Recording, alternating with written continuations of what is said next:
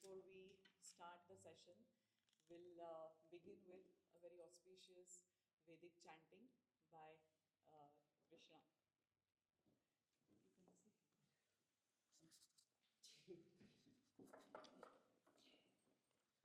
ॐ नीलोत्पलदलाभासः सामवेदो हयाननः अक्षमालान्वितो दक्षे वामे कम्बुधरस्मृतः पूर्णेन्दुवदना शुभ्राभुजद्वयविभूषिता सव्ये सुखं तथा दक्षे धान्यमञ्जरिकांस्तथा ज्ञानानन्दमयं देवं निर्मलस्फटिकाकृतिम् आधारं सर्वविद्यानां हयग्रीवमुपास्महे ॐ नमः सामवेदाय ॐ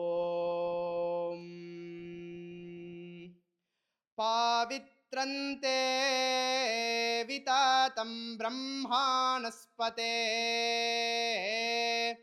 हुवे हुवे होवाः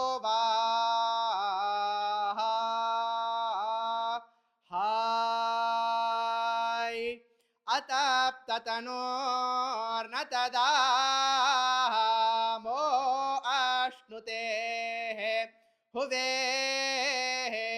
हुवे होवाः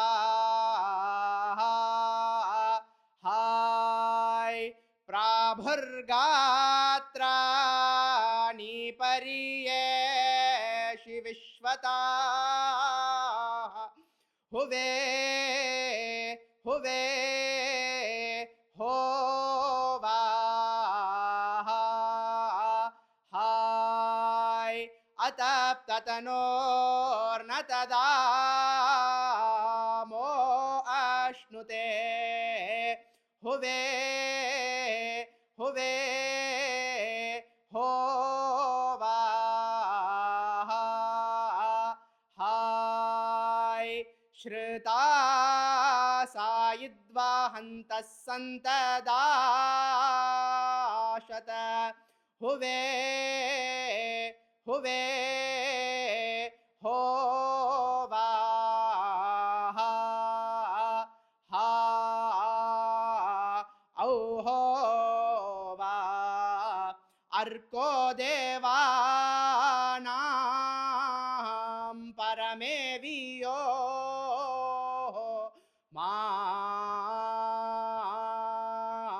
माम् ॐ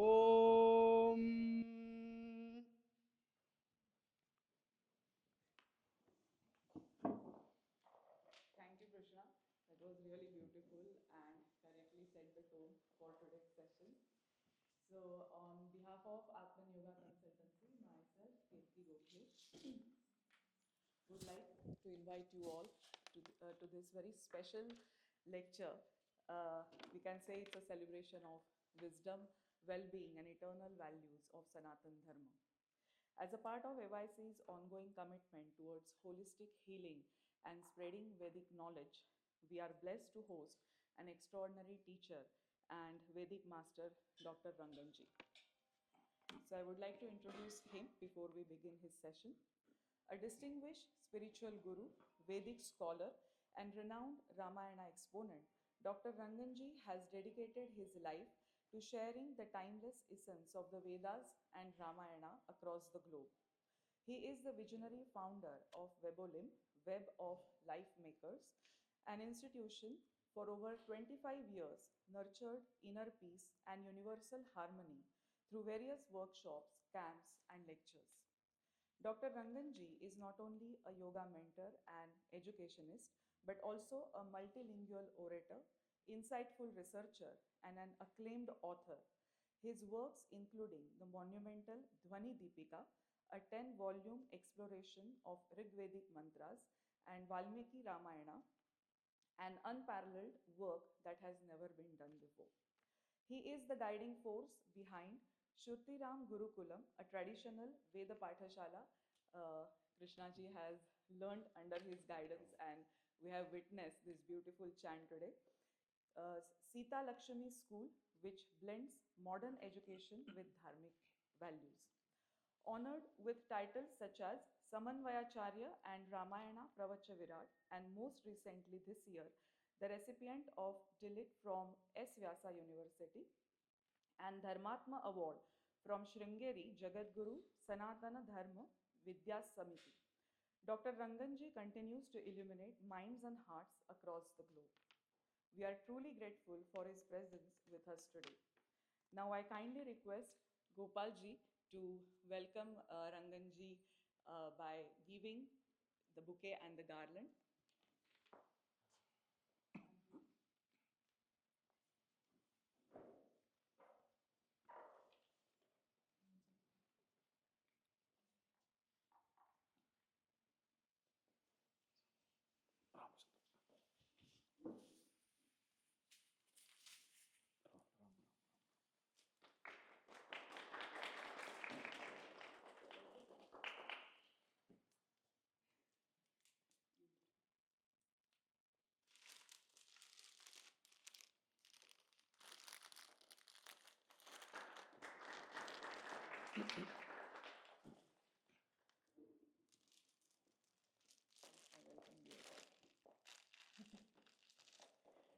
So now I request Ranganji to begin with his lecture.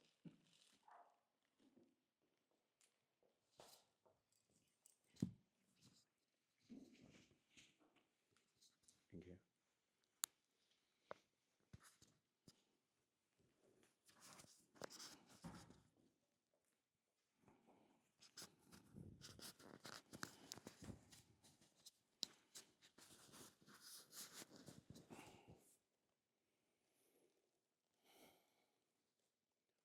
ज्ञानेन आकाशकल्पेन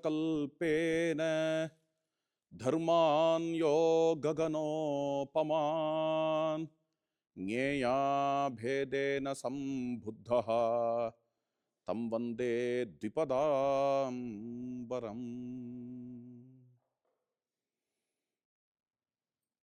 Sama chanting is a good start.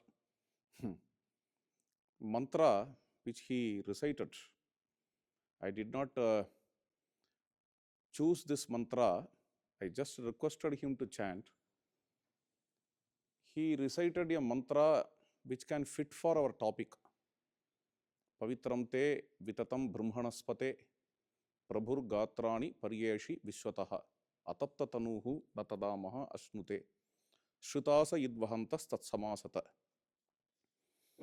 This mantra is about Soma. Hope you might have heard of the word Soma. I don't know what you have heard about it, because nowadays it is the word is used in a negative way too. But generally in the Veda, Soma has 3 or 4 meanings. It's an archetypal word. Hope that you understand archetypal. Vedic language itself is an archetypal language. It's a psychological term to denote something, some word which has multiple meanings that are connected together. Okay, meanings are connected together. The word's potency, a word has several layers of meanings. Say, have you heard of C.G. Jung?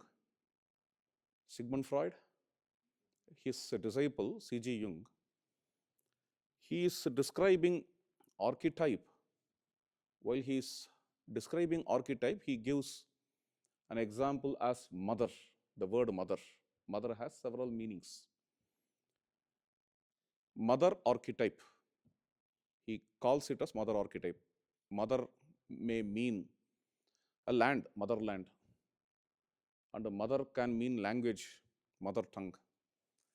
Mother can mean also river, okay, Ganga Mata, Yamuna Mata. Mother can mean the word, divine word, Saraswati, Mother Saraswati, Vagdevi, Bharati.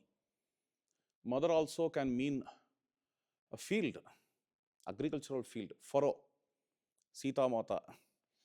And mother can mean the earth, Mother Earth. Mother can mean power, Shakti, energy.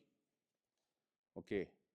So he gives mother as example, okay, for archetype. Okay, coming back to the point, Soma. Soma is also again an archetypal word in Vedic literature. So when you go to Soma, Soma can mean moon, and then Soma can mean a creeper, a particular kind of creeper, and it also can mean it's a sap. And then this sap symbolizes some other thing. This sap symbolizes rasa. We all are familiar with rasa, okay? We Indians generally. No, I'm not talking about dal rasa, not that rasa. In our literature, in literary criticism, we have a concept called rasa. We also have a concept called alankar. Hope that you know alankar. In English, we call it as figure of speech. Okay. Long back, English also, in its literary criticism, had this alankara, figure of speech, which includes simile, metaphor, oxymoron, so on and so forth. In Sanskrit, upama, rupaka, and utpreksha, so on and so forth. Alankara. And beyond that alankara, we have something called dhoni, which English literary criticism did not have long back. The first person to bring dhoni in English literature, hope that you know, some of you, he brought it from India. He acknowledges, of course. T.S. Eliot, okay, he is the one. What it is called as in English literature, literary criticism, tone. It's called as tone. Tone of Shakespeare, tone of Milton. This dhoni, long back, even before a millennium, this dhoni was dealt by great philosophers of India like Abhinavagupta and Anandavardhana. Both of them were Kashmiris, and they dealt with this concept of dhoni. And in India, this concept of dhoni is very rich, and dhoni has the feature of rasa. Okay, without rasa, you can't understand this concept of dhoni. So coming back to rasa, how to translate rasa into English? Poorly, it can be translated as aesthetic sense. Okay, aesthetic sense. So soma psychologically means aesthetic sense. Okay, in external sense, soma is rasa, that is sap from a creeper. This sap symbolizes the aesthetic sense which we enjoy throughout our life. So the mantra which he chanted is about that soma. Any mantra in the Veda has minimum two meanings, exoteric and esoteric.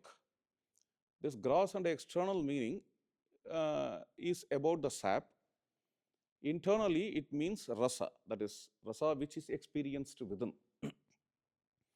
Okay, pavitram te vitatam, brahmanaspate. Brahmanaspati means a lot of mantra, O soma. Te pavitram vitatam, your purity gets expanded.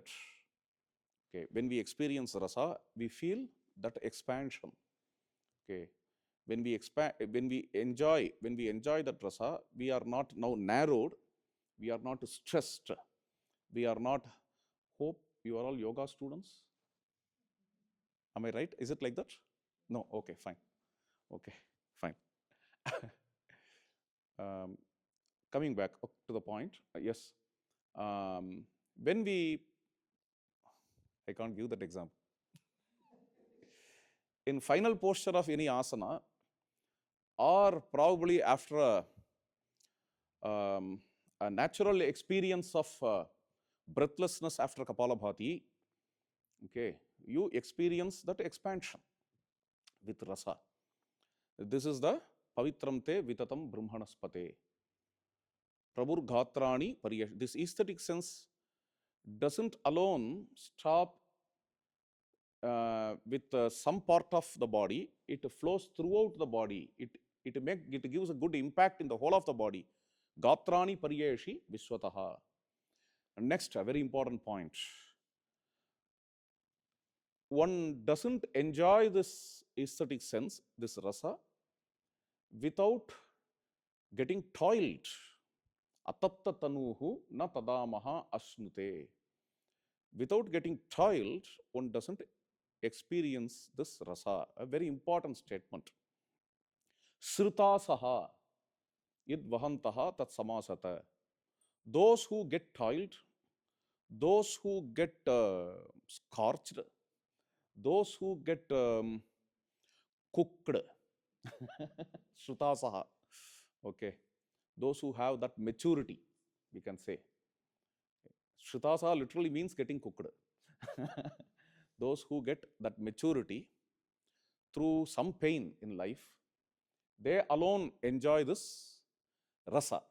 Okay, this is the meaning of this mantra. So when we come to the Indian epics, there in Ramayana, let us start with Sita Devi. Sita Devi had a discussion regarding dharma. With whom? Yeah, with Ramachandra. Okay, I can call it as even a debate, not just a discussion.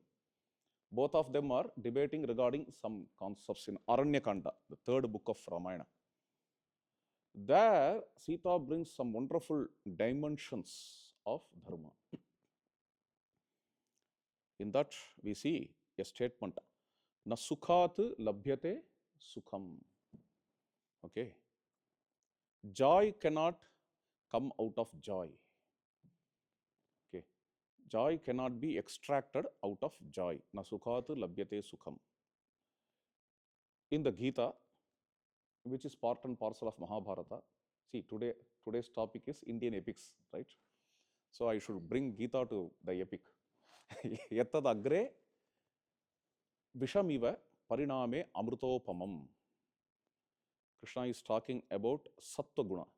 There he says, the sattvic kind of joy may start as vishamiva. It appears as venomous in the beginning, but in due course of time, it becomes the elixir, it becomes ambrosia, pariname amrutopamam. This is what Krishna says in the Gita. So this idea is consistent from the Veda and Ramayana and Mahabharata, that is Gita. Everywhere this idea is there, unless we work hard. Of course, this idea is there with the Dryden too. None but the brave deserves the fair. Okay. So without hard work, we can't accomplish either in Nisrayasa or in Abhyudaya. Abhyudaya means social welfare. Nisrayasa is spiritual welfare. Okay. In both the cases, to attain an elevated delight or elevated experience of rasa, we need to work hard, we need to toil. So with this idea, let us start. So regarding dharma, how Ramayana starts, Valmiki Ramayana, Valmiki poses few questions to Narada. Questions are very simple. Ramayana doesn't start with a very huge philosophical discussion. Few other Ramayanas start like that, like Ramcharitamanas or Adhyatma Ramayana or Keralite Ramayana, Elutachan's Ramayana. They start with a high philosophy. Okay. Being Parabrahman, how Rama can suffer like this, how Rama can undergo these sufferings. This is a question. Then this question is answered by Lord Shiva. It's a conversation of Shiva and Parvati Devi. Shiva gives answer. Even though Rama is Parabrahman, even though he is beyond names and forms, he enacts suffering. This is a gist of that conversation. This is how Adhyatma Ramayana starts. Following Adhyatma Ramayana, Ezhuthachan's Ramayana, Ezhuthachan's Kilipattu Ramayana, and Ramcharitamanas of the great Tulsidas, they also start in this philosophical discussion. But Maharshi Valmiki never starts with any philosophy. His questions are very simple. Questions run like this. Konvasmin sampratam loke gunavan kascha viryavan. I want to know about a person. Okay. Jnatumevam vidam naram. I want to know about a human being who has virtues. Gunavan kascha viryavan. Who is valorous. Dharmagyascha. Who is a knower of dharma. Kritagyascha. Who is a man of gratitude. Satyavakyaha. A person who is truthful, who is highly principled, dridhavrataha, who is a man of character, charitrenacha ko yuktaha, who bestows welfare to all, sarvabhuteshu ko hitaha, who is wise, vidwankaha, and who is able, kas samarthascha, kascha ekapriyadarshanaha. Ekapriyadarshana can be interpreted in two ways. Who is lovable to all, ekapriyadarshanaha, or who is handsome, who is very much, what to say, to see, who is very much pleasing. Okay? Kascha ekapriyadarshana. This is one meaning. Another meaning of ekapriyadarshana, a very interesting meaning, who sees all beings with love. Ekapriyadarshanaha. Next question is a very deep question. Atmavan kaha, who is a realized soul. Chitakrodaha, who has controlled wrath. Ditiman kaha, who is luminous. Anasuya kaha, who is devoid of jealousy and hatred. So I want to know about such a kind of hero. I want to know about such a kind of God. I want to know about such a kind of divinity. I want to know about such a kind of Godhead. At least a hero.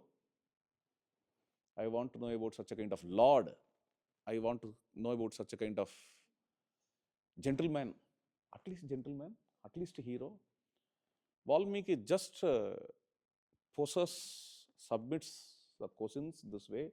I want to know about such a kind of human being.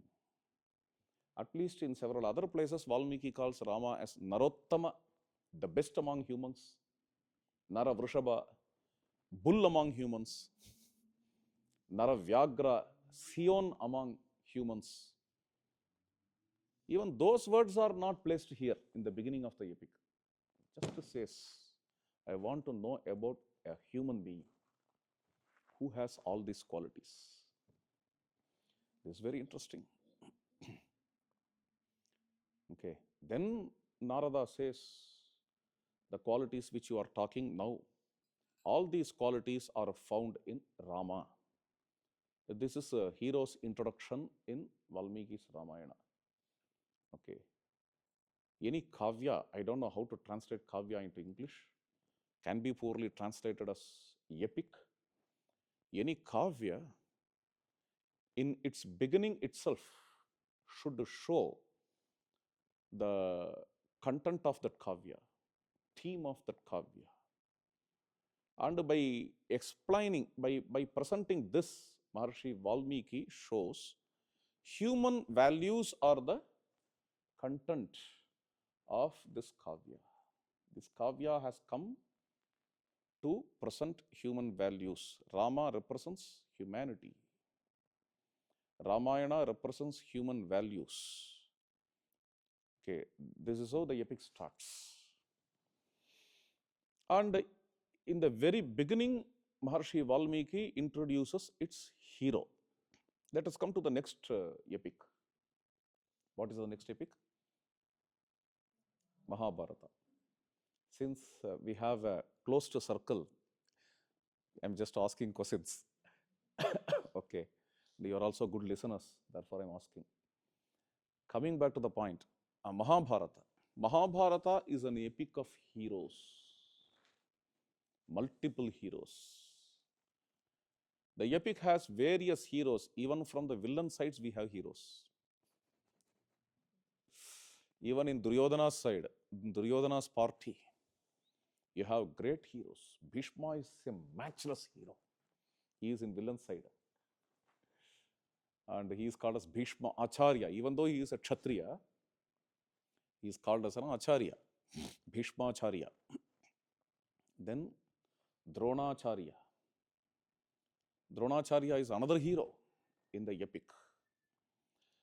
Now, another hero is there in villain's party who may excel these two persons. Who is that? Karna, yes. Karna is the next hero from villain's side. Okay, see, interesting. This epic has this much of heroes. And no doubt, from the hero's side, we have several heroes like Bhimasena, Arjuna, and the great Krishna, okay, who is the eternal hero. Okay, so all these heroes are there in Mahabharata. Though Mahabharata is an epic of heroes, its central figure is not at all a hero, because I don't see any heroic or heroic qualities in him. Neither he is a villain. Definitely he is not a villain. But you can't call him as a hero like Bhimasena or Arjuna. Do you know who he is? Yudhishthira, who is also called as Dharmaputra. The epic, which is believed to be existing in India for last 5,000 years, which guides this nation. Even its president should have a name from Mahabharata, India's president. Okay. I thought the word Draupadi, the epithet, the name Draupadi, generally only Tamilians have this name, I thought.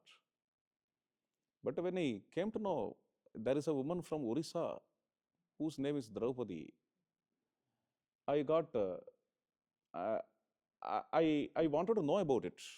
So I Googled and saw, it's fantastic. The whole state of Orissa got shaped through Mahabharata. This is how we see. Okay. Especially tribals from Tamil Nadu or Orissa, they have this name. What is that? Draupadi. Yes. And the epic is guiding this nation, India, for 5,000 years. It's a very great epic, which runs in a lakh verses. 1 lakh verses it has. Such a huge epic, probably the largest epic of the world. It may have several heroes in it, but it's a central figure. A central figure is a very normal human being. Okay. See, what is the lakshana of a hero? Hero must be a very great fighter, a very great warrior. This can be one lakshana. Is Yudhishthira a warrior? No doubt he is a warrior. He is a warrior, definitely. But can he be paralleled with Bhimasena or Arjuna or Krishna or Bhishma or Drona or Karna? Never, cannot be. In fact, in a huge fight, he was heavily insulted by Karna. After having a huge fight, finally Karna could have killed Yudhishthira. He lost all his weapons. Do you know how he was insulted? Karna said to Yudhishthira, I don't feel to kill you, get out, get away. I don't feel to kill you because you are a Brahmin inside.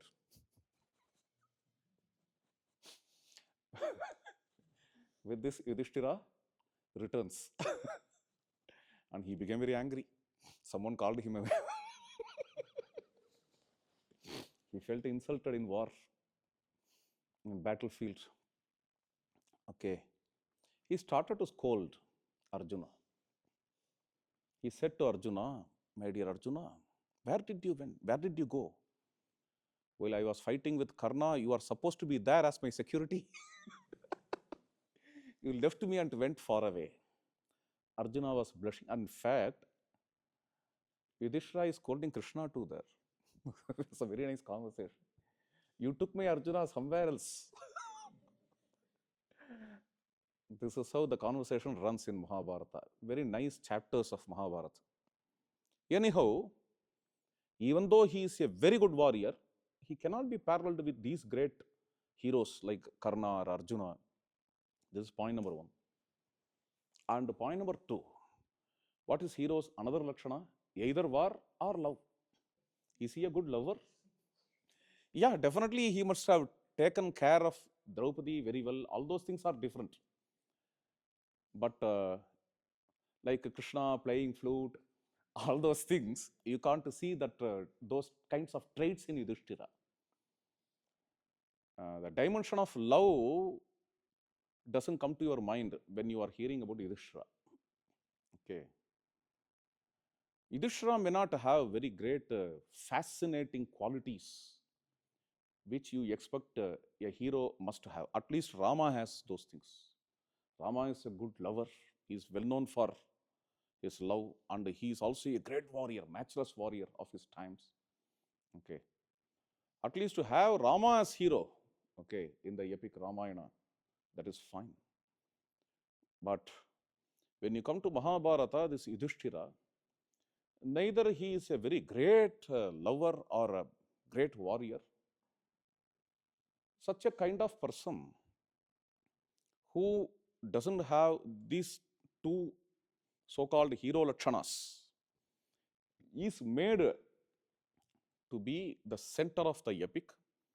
The author's focus is towards that gentleman, that Yudhishthira.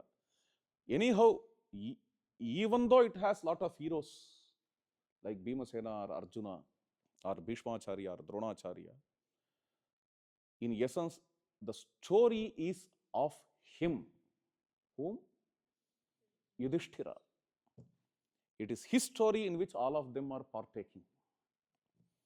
Yudhishthira is the center. See, the epic, which is guiding the whole nation, probably the whole of Asia, I don't know.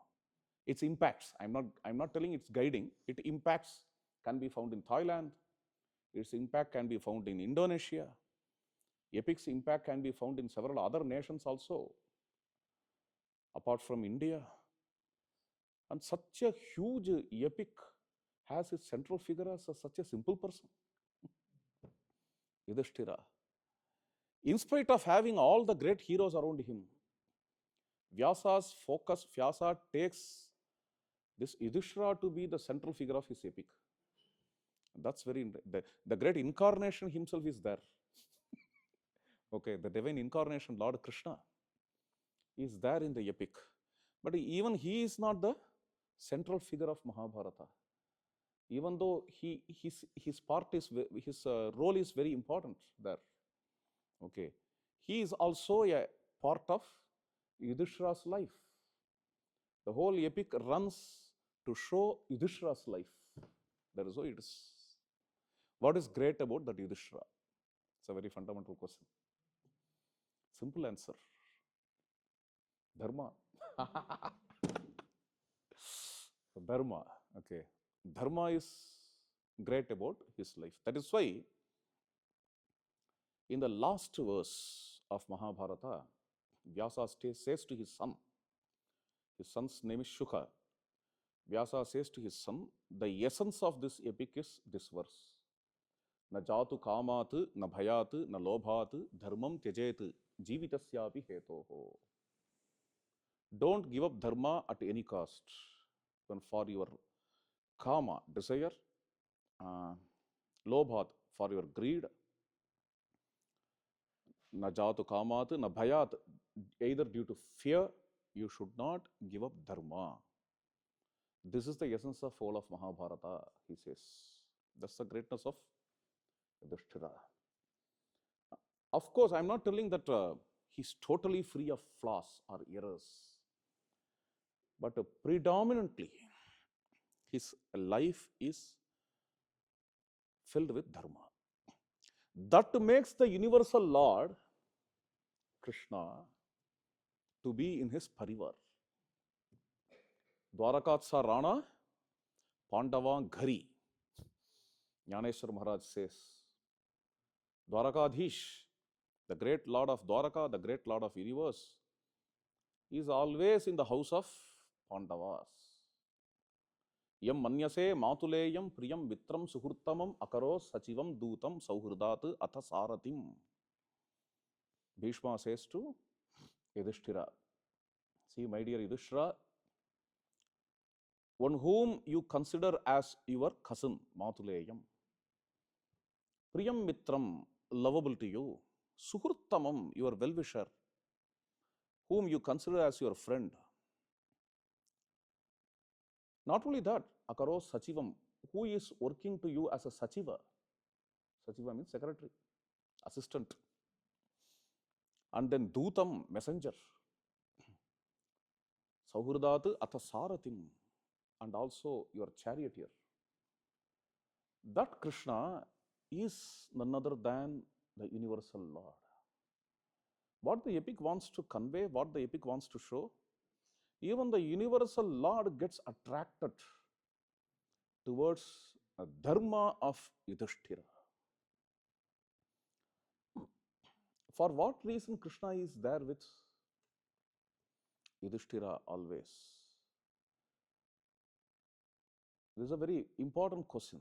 What need Krishna has to be with Yudhishthira? Both Duryodhana and Yudhishthira are friends of Krishna, well-wishers, not well-wishers, relatives of Krishna. Duryodhana is also a relative of, probably closer relative to Krishna than Yudhishthira. Yudhishthira is auntie's son, right? And Duryodhana is Sambandhi. Sambandhi in English? In-law. Okay, Krishna's son's in-law, Duryodhana, father-in-law. Okay, Duryodhana's daughter got married to Krishna's son. Who is that son? Samba. His name is Samba. Fine. So, in this way, he is a relative to both. And he can be with both. That is why he has some dharma sankatas. He says, I will give army to one person, another person. Why? Because both of them are relations. With another person, I can be there. Please, you choose. This is what Krishna says. Somehow his sankalpa is to be with Yudhishthira. Okay. Some people may think Arjuna is one of the best friends of Krishna, therefore Krishna is with him. It may be correct. But Bhishma doesn't tell like that. Why Arjuna became best friend of Krishna? Simply because Arjuna is younger brother of Yudhishthira. Okay, the whole thing is linked to that Yudhishthira. Yatra dharmaha, tatra krishnaha, yatra krishnaha, tato jaya. This is a sutra found in Mahabharata. Yudhishthira, war is going to start. At that time, he left his chariot and started to walk towards the enemy army, followed by 4 other Pandavas. All others were tensed. And they are conversing. What happens to this mad man? Why he is walking towards the enemy's army? Probably he may surrender. We don't know. His ways are very strange. Yudhishthira goes to Bhishmacharya.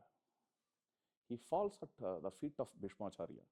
Amantraye tvam durdharshe toya yotsyamahe sahe anujani himam tate asishascha prayojaye. Amantraye tvam Durdharsha, O Durdharsha, O unconquerable hero. We are here to conquer you. Please bless us to conquer you. This is what Yudhishthira says to Bhishmacharya. Bhishmacharya says, I should be with you, my dear, in Dharma Paksha. But unfortunately, I am with Duryodhana for some vital reasons. Baddhosmi arthena kauravaihi. But anyhow, I bless you that you will win in this war. No doubt. No doubt, because Krishna is there with you. Finished. Here he gives a sutra. This sutra is not only for Yudhishthira, but for the whole world, I think. Yatra dharmaha, tatra krishnaha, yatra krishnaha, tato jayaha. Yatra dharmaha, tatra krishnaha. Krishna stands there where dharma is. And victory will be there where Krishna stands. This is a sutra. Very interesting. So, dharma is equal to Krishna is equal to victory. That is how this statement runs. The same idea is brought by a very old man in Ramayana. He also belongs to enemy party, wise man. His name is Malyavan. He is one of the grandfathers of Ravana. Okay. He is supposed to be Ravana's maternal uncle. And this Malyavan says to Ravana, when there is a war between Dharma and Adharma, from a peripheral look, we understand Adharma will win.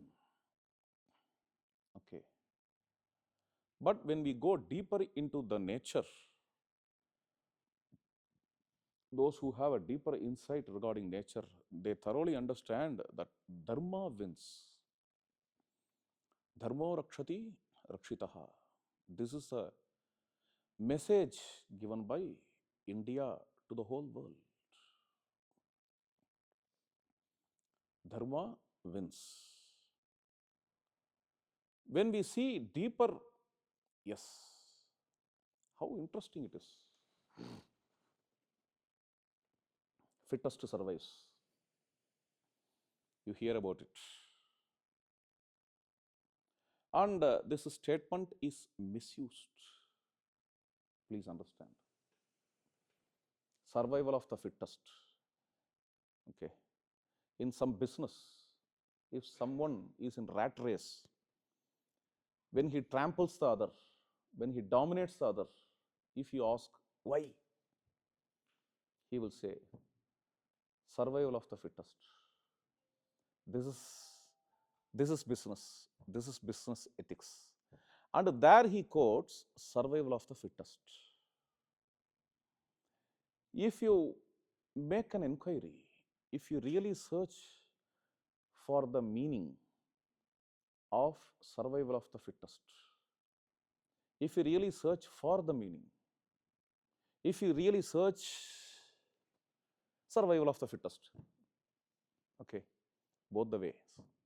Search for survival of the fittest, search for survival of the fittest, both lead to a very, very important wisdom.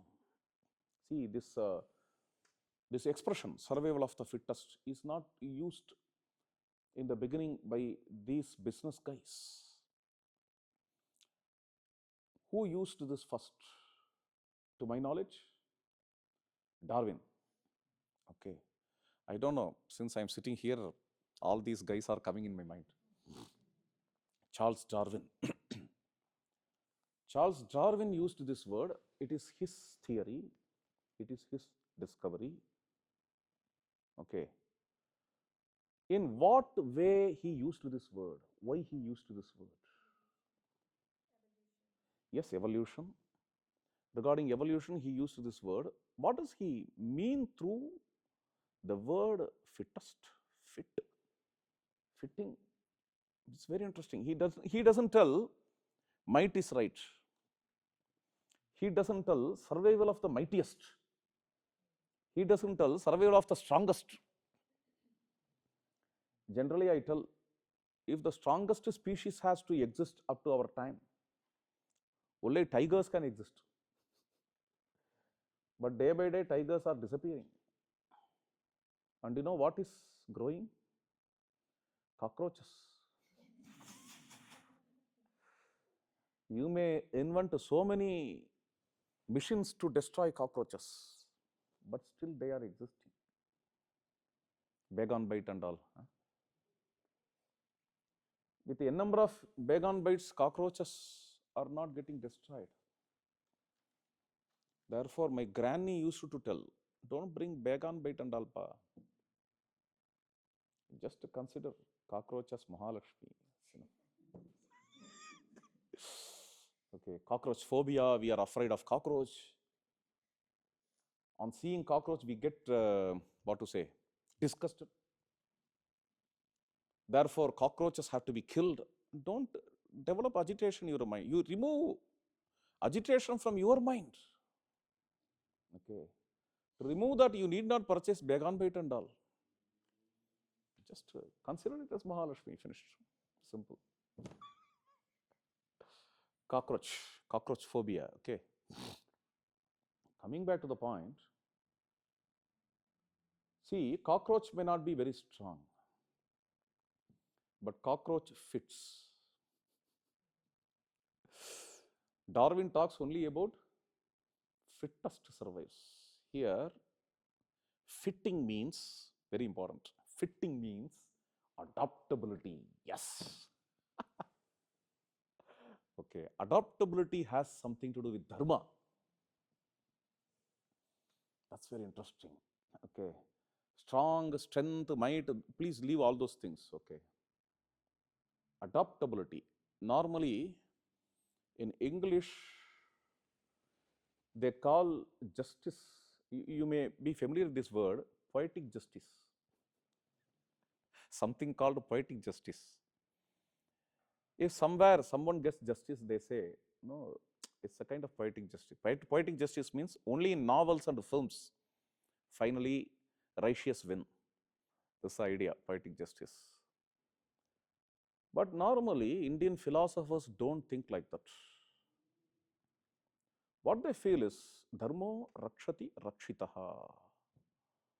Dharma guards its guardian. Dharma protects its protector. This is a very important statement again in Mahabharata. Dharma rakshati rakshitaha. What is adaptability again? What I understand as adaptable, I don't know how dictionaries are explaining.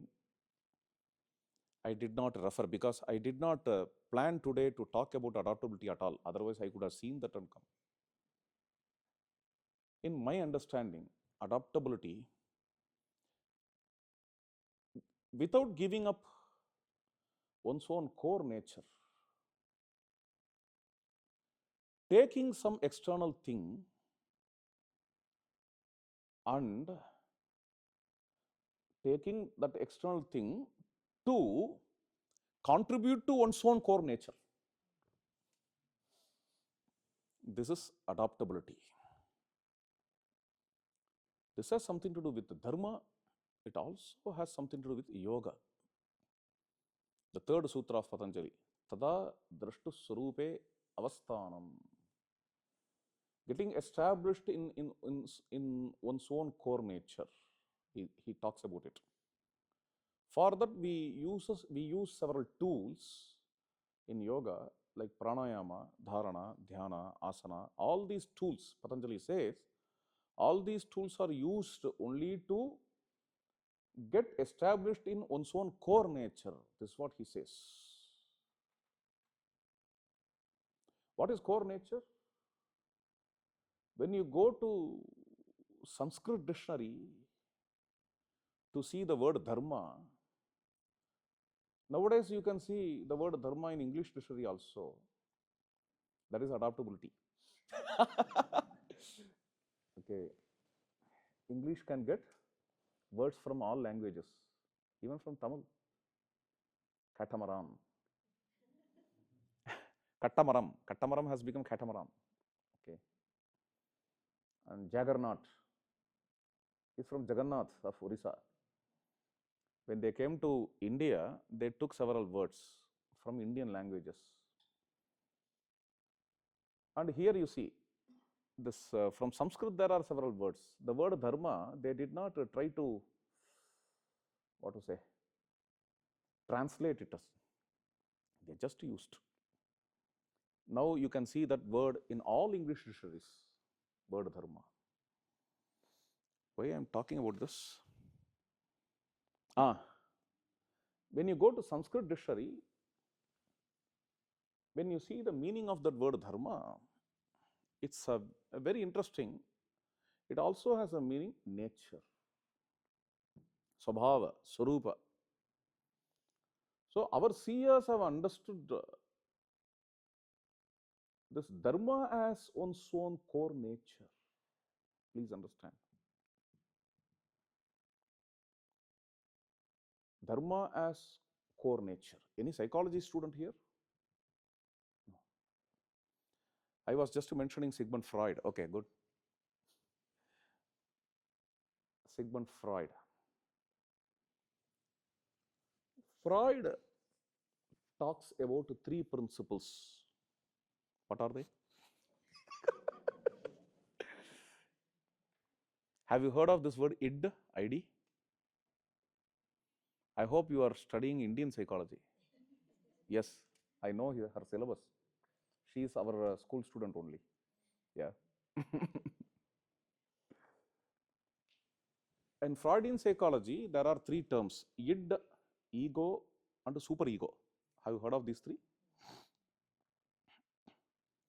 What he says is, id is the core nature of a being. Okay. What is id? Cutting others, beating others, pinching others, dominating. These kinds of feelings are coming, right? This is the core nature of a being. This is id, id.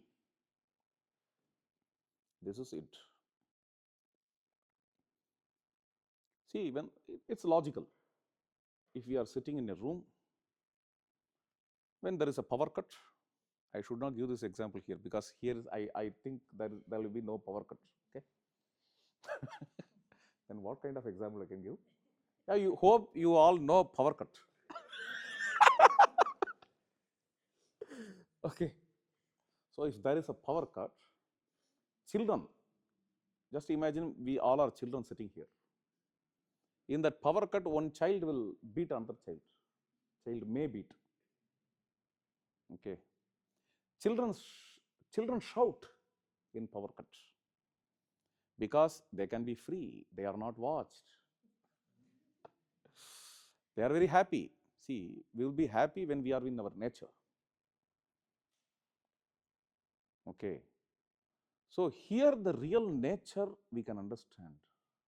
Real nature is dominating others, cutting or beating others, controlling others, shouting at others, hurting others. This is id. What is superego? Superego is nothing but morality. This is Freudian psychology, please understand. Ethics, morality, okay, which are all superimposed. They are called as superego. They are superimposed. Society expects you to behave in some patterns. They are superimposed upon us. We need to behave in that way. Otherwise, people will think us to be indecent. Therefore, we don't show bad manners, sabhyata we have a cautious way of behavior. This is super ego. This super ego layer of psyche, mind, includes all these dimensions of morality and ethics.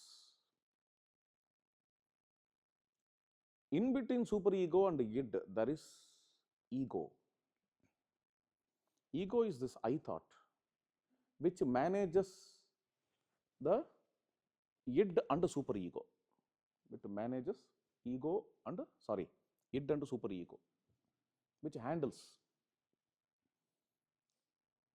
This is how Sigmund Freud sees. So anyhow, in Freudian psychology, the core nature is sadism. Cutting and beating others. This is the core nature. If this is the core nature, if you see from Freudian lens, Yoga Sutra, all these yogic tools like pranayama, asana and all, they are to take us to our core nature. Third sutra, drashtu swarupe avasthanam. If you see from Freudian lens, see nowadays there are some researchers, especially from USA, the great USA, okay, who research Yoga Sutra, Ramayana, Mahabharata from Freudian lens. Okay.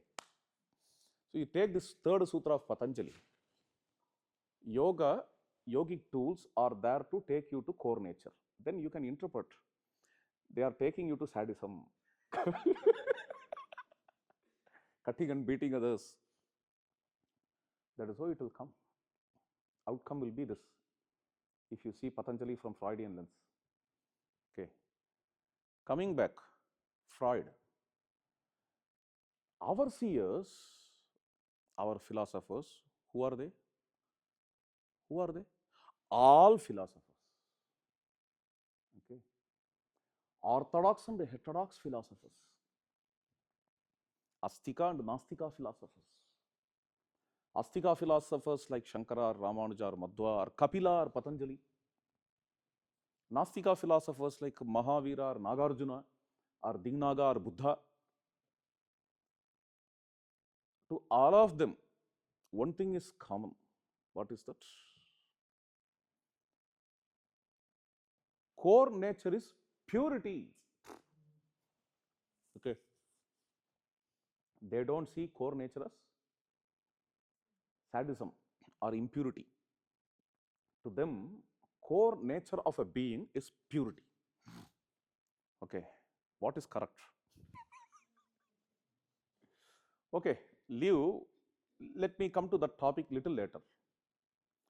First, before answering the question what is correct, let me ask another question. What is positive? If I start to think my core nature is sadism, my core nature is sadism, my core nature is sadism, is this positive? Or if I start to think my core nature is purity, my core nature is purity, is that positive? Anyone knows the answer? Okay. Answer is universal here. Purity of self, if we consider it as core nature, that is definitely positive. If I start to see myself as sadist always, oh, whatever morality comes, all those things are just superficial. I need to go to my core nature, which is sadistic. Sadism is my nature. Anyhow, only to nature we need to go, right? You know, to going to nature is a revert. Okay, reverting. That's why Swami Vivekananda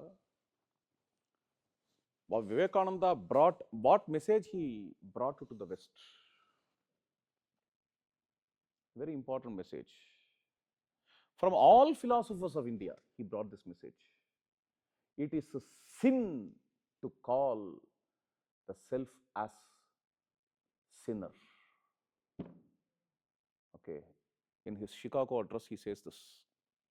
Okay. Self's core nature, soul's core nature is sin. This statement is highly negative, very dangerous, very threatening, and with or without the knowledge of Sigmund Freud, this has become the base of his finding. Can we call it as finding at all? Finding has to be that which has to be right. Is it a finding? Yes, it is a finding. I don't say here Sigmund Freud is wrong. I can't call like that. Sigmund Freud is not wrong. In one's own mind, what I feel is he went to only that layer which is sadistic, which is very, very, what to say? He calls it a shadow. Okay, it's a psychological term, shadow. And he also uses the word unconscious. Yes, unconscious layer of mind. And definitely it is there in our mind, no doubt. Our mind has an unconscious layer. I think I have dragged the subject from epics to Yoga Sutra to yoga. Yeah. Anyhow, topic is interesting. Let us continue. This unconscious layer, even when you sit in meditation, first you are not going into the depth of your own nature. When you close your eyes and start to do some japa, some mantra and all, you first reach only your unconscious layer. Sometimes some filthy things may come out from your mind. Okay. All those things which are hidden without your own awareness, that layer can be called as id, which is definitely deeper compared to what Freud calls as superego. In the layer of superego, Freud puts morality and ethics. Fine. And beyond that superego, or behind that superego, there is this unconscious mind which has all filthy ideas. Fine. Both of them are right. This unconscious layer of mind in Sanskrit we call as vasana in yogic language. This is called as vasana. Okay. Unconscious mind, Freud calls it. But with this, the story doesn't end. Through meditation, you transcend that layer of mind also. When you close the chapter called mind, amani bhava, okay, when you transcend your mind, then you are, okay, you alone exist there. Without mind, without your body, without your vitals, beyond your samskaras and vasanas, okay, your thoughts are, what to say, I don't want to call it as, your thoughts are minimized, yeah, and your thoughts are dissolved. You transcend your thoughts, vasanas and samskara and unconscious mind. You are within yourself. There you can see only the divine within you. That's why Swami Vivekananda says each soul is potentially divine. It's very interesting. Let me give you an experiment. This is a very simple experiment. You read a novel. You watch a movie. These are all we do for our entertainment. Why are we watching our movie? Again, I am coming to Sigmund Freud. Sigmund Freud's essay, very interesting essay, Daydreaming, essay's name, where he says, we have this petty ego, we want to satisfy that ego. Therefore, we daydream and read novels and watch movies. Why? Because we see a hero there, we identify with that hero, and whatever is not achieved by us, hero is achieving. Therefore, we enjoy his romance, his war, his fighting. I have my own dream. I want to crush my enemy. I am unable to do that. I watch a movie in which a hero is crushing some enemy. Therefore, I am happy. I am happy. In that way, my daydreaming gets fulfilled. Because of this only, we watch movies and the novels. This is what Sigmund Freud says. But I see this in a different way. He is correct. He is correct. But with this, the story doesn't stop.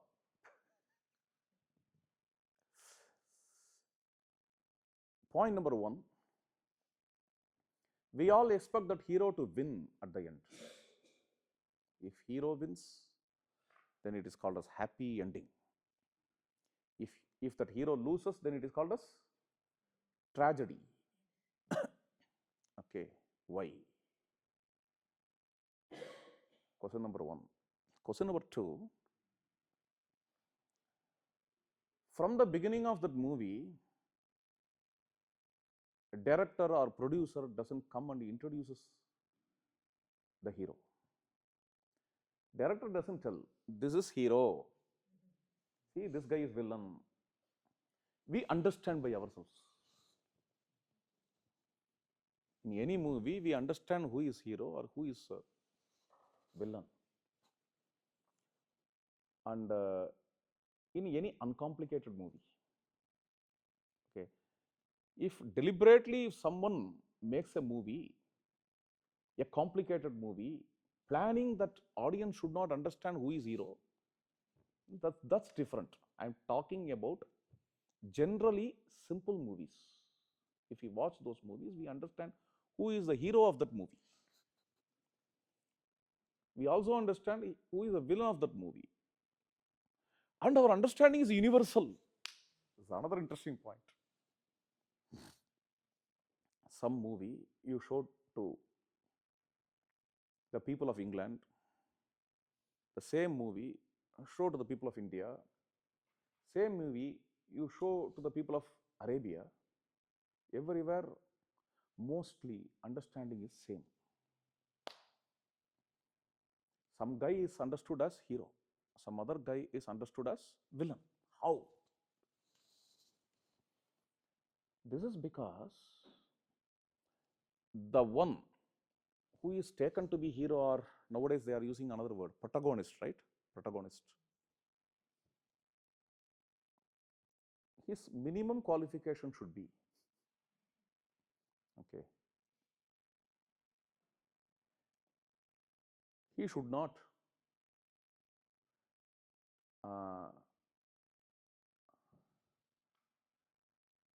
cause evil. He should not cause evil. He should not hurt the society in general, at least in the end of that movie. Okay. This is minimum qualification of a hero. Maximum qualification, that's different. Okay. Maximum qualification, he will be a very great romantic and flamboyant, and he should be a lover, as I was telling before. He should be either a lover or a warrior, or he should have both the qualities. No. Even villain may have all these qualities. Still he is called as a villain. Okay. Then what else is the quality of a hero? What else? Maximum quality. He may have all these qualities, but with all these qualities, if his passion is towards the social welfare, okay, this is a maximum quality of a hero. Minimum quality, as I said, he should not disturb the society, at least at the end of the movie. This is the minimum quality of a hero. What is the minimum quality of a villain? Yeah, hurting at least a hero. Okay. And maximum quality of a villain, he should be a terrorist, he should hurt the whole world. That kind of person he has to be. Nobody teaches all these things to us. Okay. There is no teaching. You should think only that person as a hero who stands for universal welfare. And you should not think villain as hero. You should think villain, that person as villain who should cause disturbances to society. Nobody teaches in this way. This is a universal understanding. Our understanding doesn't stop here. It also expects, our mind expects, at the end of this novel, hero should win, which means good person should win. Why we think like that? This expectation is universal. Please understand. This expectation is universal. Like at the end of novel, at the end of the movie, good person has to win. Why this expectation comes? Because we are good. Yeah. Because we are good in our core nature. This experiment is enough to prove that we are good in our core nature. Yeah, Freud went to that level of our mind. Okay, that peripheral level of our mind, which Shastra calls as vasana. Okay, where various filthy things are there. Filthy things are existing, which are covered by the ethics or morality superimposed by society. I agree. There is one superego and another id. But beyond both these forces, superego and the id, there is a divinity hidden within all of us, which is the core of this personality. Can we touch it? Okay, this is what Patanjali gives us a definition of yoga. Okay, here we have tools. Patanjali says, these yogic tools are there to take us to our own core nature. Drashtu Swarupe Avasthanam. This Swarupa, this core nature is divine. This is the message which Swami Vivekananda took to the Western world from India. For this message only, India is called as Vishwaguru. Now this term is very much used everywhere. Bharat Mata is Vishwaguru, Bharat Mata is Vishwaguru, because our Indian philosophers, they may have differences of opinions, I agree. They view different things in different ways. They have diversified paths because India allows all diversities. Why India has such a diversity? One may ask, why different things in India? Why can't they get united, yeah? Why all these differences they have? See, since they have all these differences, you can't take that they are disunited. Please understand. You can't take like that. With all these diversities, they exist together. Okay, which we call as unity in diversity. We have varieties of philosophies. Varieties of philosophies. Since we have varieties everywhere in food, in dress and all, we have varieties in philosophies too. But there is something common in all our philosophies except one or two. I agree that one or two philosophies don't have this idea, in India too. But overall, in almost all philosophies of India, you have this common idea: self is pure. This purity of self. Okay. Anyhow, I planned some other thing. I'm deliberating some other thing. I planned to talk several examples from Ramayana and Mahabharata. But anyhow, I started in that way only. And I came to this Yoga Sutra, Patanjali and Freud comparison. It's a very strange comparison. So, in next 5 minutes, let me try to give a few examples from the epic. An example from Mahabharata. For Dharma gods, its guardian. Draupadi is in court. She was dragged to court by Dushasana, and Dushasana is pulling her robe. At that time, Draupadi calls Krishna, Ha Krishna Dwaraka Vasinda, Sankachakra Gadapane, Dwaraka Nilayachyuta, Govinda Pundarikaksha, Rakshamam Sharanagatam. This is how Draupadi cries.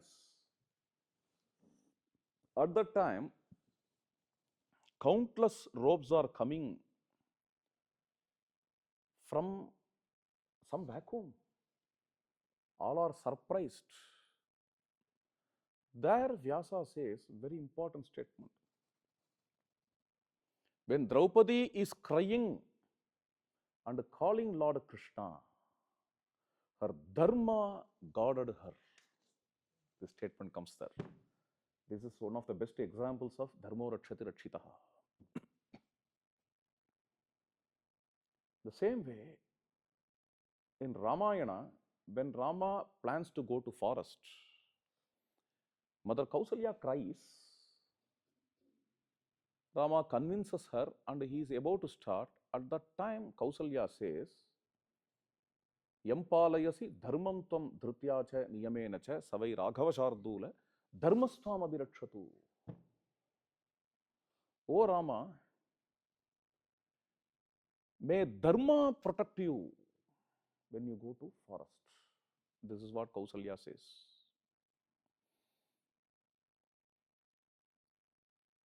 The next two examples from these two epics. First, let me take Mahabharata. Parikshit, son of Uttara Kumari. I'm narrating as per Mahabharata. Okay. Parikshit, as soon as he was born as a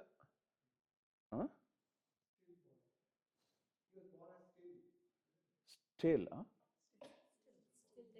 still, yeah, yes. It's something like Drauniyastra Viprushtam. Even Bhagavatam says this. Drauniyastra Viprushtamidam madangam. Not exactly as ashes. I'm searching for the word, that's why I asked. In Tamil, we call it as Karikattai. He was born resembling coal. Yes, coal. Okay. And mother is crying. Granny also cries, Kunti. Krishna comes there, touches that coal-like child. The child got all his limbs, and now all people are happy to see that child because it is the only tantu. How to translate tantu in English? Only santana bijam kuru pandavanam. Okay, only progeny in this lineage of Pandavas and the Kurus.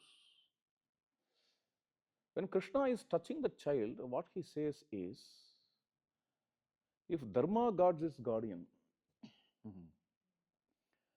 and throughout my life, if I did not transgress Dharma, may this child get its life. This is what Krishna says. When you come to Ramayana, Lakshmana is fighting for 3 days with Indrajit. It is going on and on, but still Lakshmana couldn't win Indrajit. Indrajit also couldn't win Lakshmana. Both of them are matchless warriors.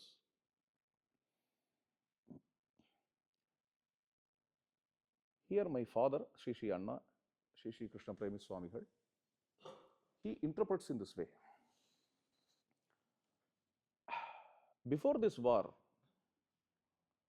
Lakshmana talked to Rama. When Indrajit came and he chopped the head of Maya Sita, he brought some illusionary body of Sita and he chopped the head. When this news reached Rama, Rama felt unconscious. while Lakshmana is consoling Rama, in the name of consoling, Lakshmana himself started to talk so many negative words. He says to Rama, Dharma did not protect you. Okay, you gave up everything for Dharma. See what happened now. Dharma is not rescuing you, which means there is nothing called Dharma. Neither there is something called, elders say, Dharma rakshati rakshitaha, Dharmam talaikakum. Dharma can guard. Dharma doesn't guard anybody. If Dharma cannot guard even Rama, how it can guard others? All these things he says and cries. Lakshmana also cries. At that time, Rama did not respond at all. Then Vibhishana comes and says, no, no, this can never happen. Indrajit cannot chop the head of Sita Devi. Ravana will not allow Indrajit to do that. I understand the heart of Ravana. Vibhishana says, I know the heart of Ravana. Bhavam tu tasya janami nacha gatam karishyati. Okay. So, Indrajit came here and confused you all because he wants a leisure time, an interval to gain the missiles again by performing Havan. Okay, there's a long story. Let us come to this place. Shri Anna says, since Lakshmana talked ill of Dharma, he put down Dharma in front of Rama, right? Due to this, for all these 3 days, he couldn't win Indrajit. This is how he felt. This is not in the text, but my father says this in his lecture. Since he felt in this way, he said to that arrow, this metaphorically, he said to that arrow, my dear arrow, Shara Yenam Jahi Ravanim. If Sri Ramachandra is the greatest Dharmic person in the world, if my brother Rama never transgressed to Dharma, then, O arrow, you go and kill Indrajit. So, in the name of Dharma, Lakshmana shoots that arrow. Dharmatma satyasambhascha Ramo Dasharathir yadi paurushecha apratidundaha sharainam jahi ravanim. So, having Dharma as base, Lakshmana wins Indrajit. And having Dharma as base, Krishna gives life to Parikshit.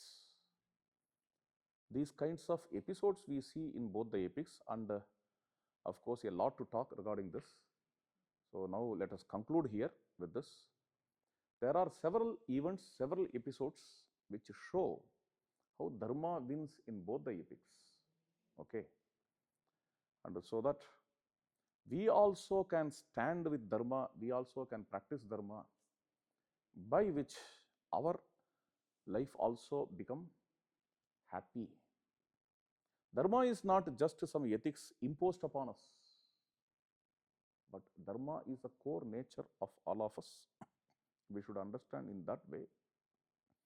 Probably the word ethics or morality may denote some value superimposed upon us, but the word Dharma has some other meaning, more profound meaning. I am reminded of a great philosopher's statement.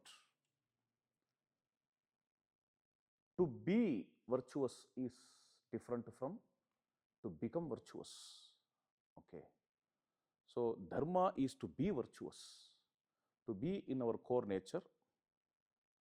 So, may we pray Bhagavan, Sri Ramachandra or Sri Krishna, the great Nayakas of the 2 epics, to be in this Dharma and to serve the divine. Dhanyavadaha.